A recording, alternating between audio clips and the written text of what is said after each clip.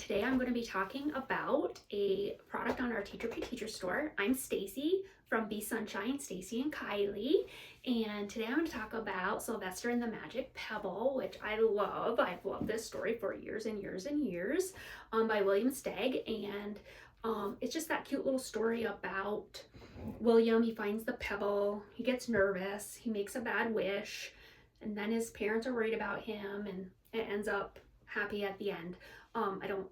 I'm sure that most of you have heard this story, but we put some products on our TpT store that hopefully give it new life and some excitement into your classroom. So I hope so. So there is a pebble painting activity where they actually are going to paint a stone, and they're going to paint it with some magical wishes, some different designs. There's all kinds of information on the product about ways that they could do that, and they're going to write about their pebbles.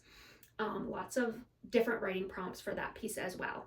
Then there's an optional pebble swap activity on there where they would get somebody else's pebble in the classroom and they would write a story about that person's pebble, and then they'd share those with the pebble owner. And then, not to fear, the student would get their own pebble back, but just a fun twist where they're not just writing about their own, but they actually have to decipher and write about somebody else's.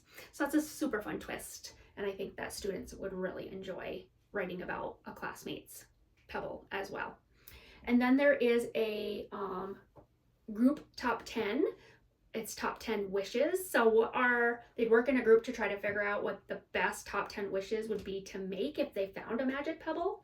So there's lots of debate and discussion in that. And they have to come up with something really good all the way to the best great thing that they could do if they found a magic pebble. So they'd have to decide and come to a consensus. So lots of good group discussion there, and debate, and trying to be part of the group and not take over, but also have your voice heard, which is just life lesson, right?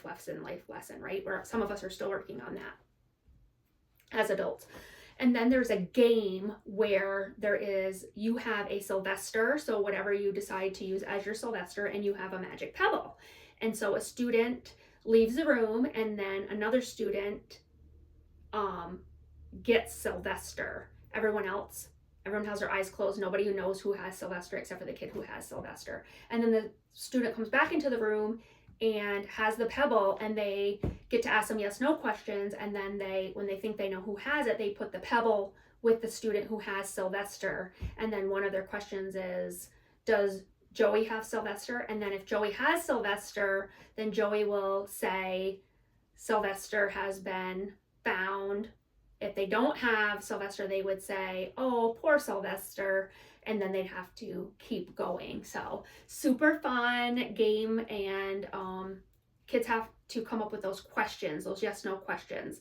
And you and the hider are the only two people that know where Sylvester is, so you would be the one answering. The class doesn't answer. All of the directions are in there. If it sounds at all confusing, believe me, it isn't. You just have to read the directions. I'm just kind of improvising right now, but super fun game, super interactive, but also lots of learning happening there as well. Plus, the other students have to have self-control, right? If you have Sylvester, you can't be like kind of giggling, and so just learning lots of things within a game, which we all know is the student's favorite way to learn. And then there's an activity in here called magical things, and there's other magical things, so like wishbone, four-leaf clover, shiny new penny, those kinds of things. They have to pick a charm, and then they have to write about why that thing is magical in this scenario that they're writing. So that's also just a new twist and a fun twist to do with this story that has to do with a magic pebble. So we hope you enjoy it, and choose the things out of there that you really like to do.